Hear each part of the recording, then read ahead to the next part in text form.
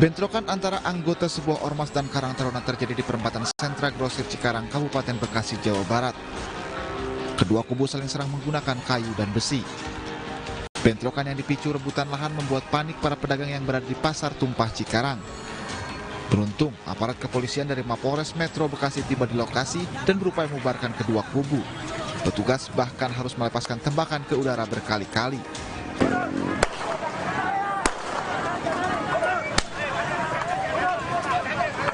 Wah, khawatirnya gini yang belanjanya Pak ini. Nggak ada yang belanja. Kita udah pada belanja nih, ya kan? Terus ada kejadian kayak gini, orang nggak pada belanja, Masya Allah. Ini modal bukan sedikit Pak, gitu kan?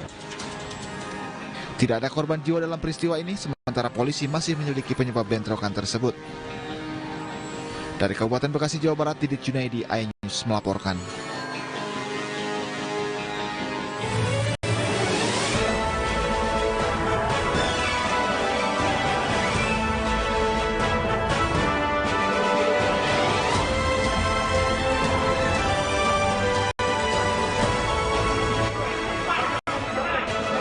Warga saling dorong berebut nomor antrian vaksinasi COVID-19 dosis pertama.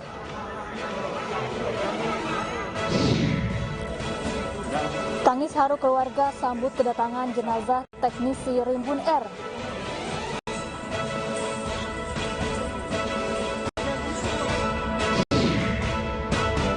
Ganjil genap kembali diberlakukan, kawasan Puncak tetap ramai.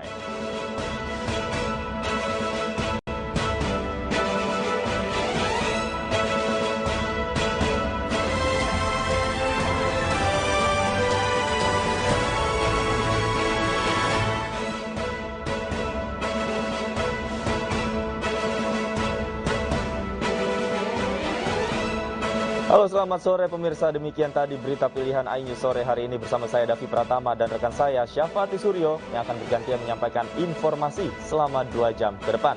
Syafa, selain 3 informasi tadi, kita memiliki informasi apa lagi? Ya, selamat sore Davi dan pemirsa. Kita awali iNews sore hari ini dengan informasi vaksinasi COVID-19 di Ciampea, Bogor, Jawa Barat ricuh. Sementara vaksinasi COVID-19 di Palopo, Sulawesi Selatan diwarnai protes warga.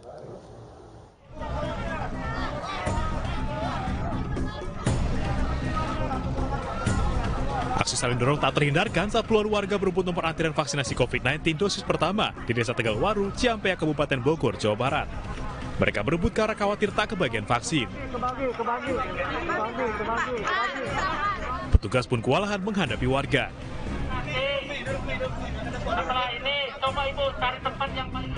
Berkali-kali petugas mengingatkan warga agar tidak berkerumun saat mengantri.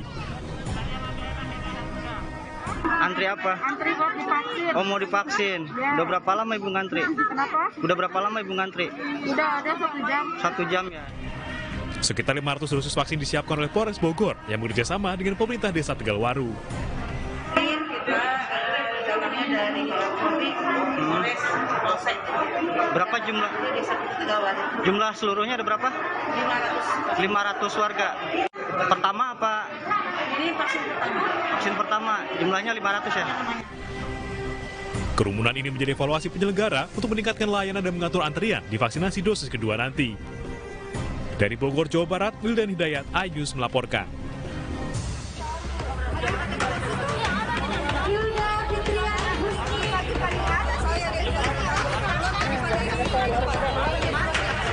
Vaksinasi COVID-19 di Palopo, Sulawesi Selatan diwarnai protes warga yang tidak terdata padahal sudah mendaftar vaksinasi secara online. Ada pula warga yang kecewa karena tidak kebagian jatah vaksin meskipun sudah datang sejak pagi. Banyaknya warga yang mengantri membuat kursi yang disiapkan panitia tidak mencukupi sehingga sebagian peserta terpaksa duduk di lantai. Jam 8 sampai sini setengah 9. Nah, dari tadi menunggu, tidak ada namanya, sudah mendaftar di WA, tapi tidak ada namanya di komputer.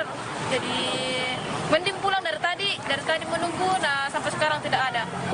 Jadi sasaran kita utamanya adalah masyarakat kita karena untuk bulan Oktober yang akan datang ini itu secara umum masyarakat kita. Kalau yang hari ini dimotori oleh 3 komponen, PMI sendiri, kemudian HIPMI dan KNPI. Warga Palopo sangat antusias mengantri vaksinasi COVID-19 yang digelar PMI Palopo. Namun sayang mereka berkerumun dan tidak menjaga jarak saat menunggu giliran divaksin. PMI Palopo menyiapkan 2.000 dosis vaksin untuk menjangkau seluruh warga kota Palopo. Dari Palopo, Sulawesi Selatan, Nasruddin Rubak, iNews melaporkan. Pemirsa, kawasan wisata Ancol dan Taman Mini Indonesia Indah diberlakukan ganjil genap setiap Jumat, Sabtu, dan Minggu. Sistem ganjil genap untuk mengurangi kerumunan seiring kembali dibukanya objek wisata di masa PPKM level 3. Aturan ganjil genap berlaku menjelang gerbang masuk. Contohnya di Ancol gerbang barat sebelum masuk gerbang Ancol maupun gerbang timur keluar tol arah PRJ Kemayoran. Bagi kendaraan yang melanggar ketentuan, maka langsung diputar balikan. Namun pihak pengelola memberikan kelonggaran bagi pengunjung yang terlanjur membeli tiket secara daring. Pengunjung dapat mengatur ulang jadwal berkunjung selama 3 bulan ke depan. Pengelola menyediakan kantong parkir yang terletak di dekat pintu masuk barat dan timur. Pengunjung dapat melanjutkan perjalanan dengan bus yang disediakan.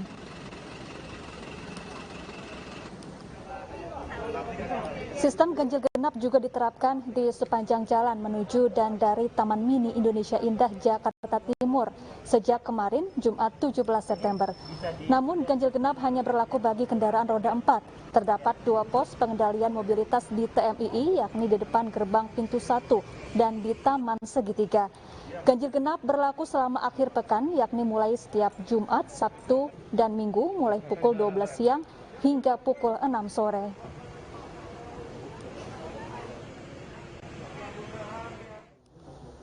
Ya, libur akhir pekan lalu lintas di kawasan wisata Puncak Bogor, Jawa Barat ramai. Sistem ganjil genap diberlakukan selama 24 jam. Volume kendaraan di kawasan Puncak Bogor, Jawa Barat meningkat di akhir pekan. Sejak pagi tadi, kendaraan di kawasan ini didominasi kendaraan asal Jakarta. Terjadi perlambatan arus lalu lintas di Simpang Gadok karena polisi memeriksa sejumlah kendaraan. Kendaraan yang berplat nomor ganjil diputar balik. Untuk hari ini, hanya kendaraan berplat nomor genap yang boleh melintas.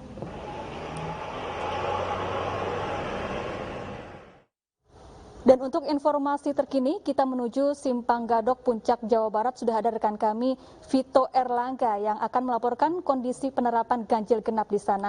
Selamat sore, Vito. Bagaimana kondisi lalu lintas di kawasan Puncak sore hari ini? Dan pemirsa, dapat kami laporkan terkait kondisi terkini arus lalu lintas di kawasan Simpang Gadok menuju ke kawasan Puncak Bogor, Jawa Barat. Seperti yang Anda lihat di layar kaca Anda bahwa saat ini arus lalu lintas terpantau padat merayap, khususnya di Simpang Gadok di kilometer 48. Hal ini dikarenakan bahwa memang tadi sekitar pukul 13.30 hingga pukul 15.30 petugas Satlantas Polres Bogor melakukan rekayasa lalu lintas berupa one way dari arah Jakarta, dari arah Puncak maksud kami menuju ke arah Jakarta, dan baru saja dibuka sekitar pukul 15.30. Maka dari itu sejumlah kendaraan yang sebelumnya sempat mengantri di gerbang tol Ciawi hingga kilometer 48 ini saat ini terpantau melaju menuju ke kawasan wisata Puncak Bogor. Selain dari arah tol, sejumlah kendaraan dari jalur non-tol Ciawi ini juga nampak merangsak melanjutkan perjalanan menuju ke kawasan Puncak Bogor setelah sebelumnya mengantri sekitar 2 jam akibat pemberlakuan rekayasa lalu lintas berupa one way. Terkait dengan ganjil genap, memang hingga saat ini belum terpantau petugas kepolisian kembali melakukan ganjil genap. Akan tetapi pada pagi tadi sekitar pukul 7 hingga pukul 12.00 petugas kepolisian sendiri sudah melakukan penerapan uji coba ganjil genap dan sejumlah kendaraan yang memang tidak sesuai dengan nomor polisi, tidak sesuai tanggal, langsung diarahkan putar balik. Namun meskipun penerapan ganjil genap ini sudah memasuki pekan ketiga, namun nampaknya hal ini belum cukup signifikan untuk menurunkan antusiasme masyarakat berlibur di kawasan Puncak Bogor. Dan tadi kami juga sempat mewawancarai dari Kakor Lantas Polri yang tadi sempat melakukan peninjauan di kawasan Simpang Gadok. Memang dari 3 pekan uji coba ganjil genap ini berdampak pada penurunan mobilitas sekitar 20 hingga 25%. Dan nantinya rencananya terkait dengan ganjil genap ini akan terus dilanjutkan hingga pekan ke depan dan akan menggunakan peraturan Menteri Perhubungan yang rencananya memang akan mulai diterbitkan pada Senin besok. Kembali ke Anda, Safa. Iya, terima kasih Vito Erlangga melaporkan langsung dari kawasan Puncak Bogor, Jawa Barat, dan selamat bertugas kembali. Kita beralih ke informasi lain, pemirsa. Setelah ditetapkan sebagai tersangka kasus kerumunan, manajer Holy Wings Kemang akan diperiksa polisi pekan depan. Tersangka terancam hukuman 1 tahun penjara. JAS, manajer Holy Wings Kemang, Jakarta Selatan yang sudah menjadi tersangka kasus kerumunan akan diperiksa polisi Rabu depan. Tersangka juga terancam hukuman penjara 1 tahun karena pelanggaran aturan di tengah pandemi COVID-19. Tahun ini Holy Wings Kemang telah 3 kali melanggar prokes, yaitu pada bulan Februari, Maret, dan terakhir 4 September lalu. Bahkan juga sudah diberi teguran oleh Satpol PP. Selain itu, Holy Wings Kemang juga tidak menyediakan fasilitas scan barcode aplikasi Peduli Lindungi sesuai aturan pemerintah. Polisi telah memberikan ultimatum dan teguran tertulis kepada Holy Wings dan jika melanggar lagi akan diberi sanksi tegas berupa penutupan permanen.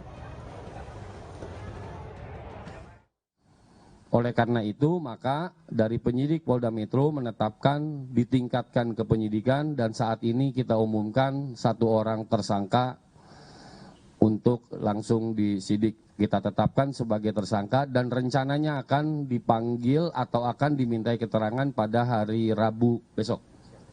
Surat panggilan terbagai tersangka. Kasus bunuh diri yang disiarkan langsung melalui aplikasi TikTok diduga settingan. Selengkapnya usai jeda, tetaplah bersama kami.